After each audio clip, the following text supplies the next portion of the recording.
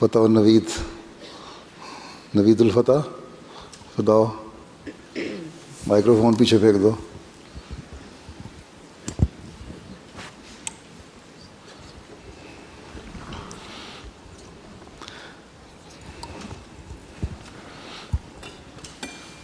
जल्दी जल्दी।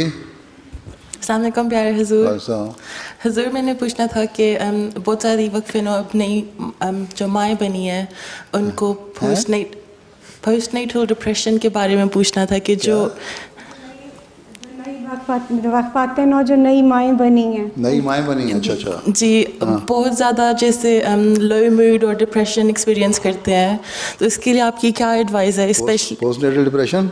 जी अच्छा ना, अल्लाह को याद किया करो, नहीं होगा।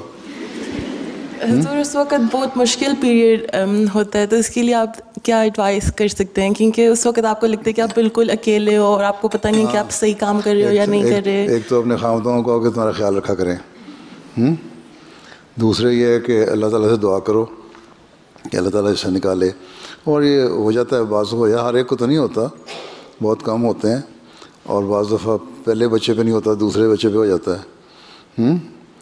तो यही है, अल्लाह को याद करो, और अगर खामद इत्याद करने वाला है, और फिर थोड़ी सी विल पावर से काम लेना पड़ता है इसमें से निकालने के लिए, इस फेज़ में से अपने आप को। ठीक है, नींदें उठती हैं तो रात को पैसिफ्लोरा क्यू की 10 कतरे पी लिया करो।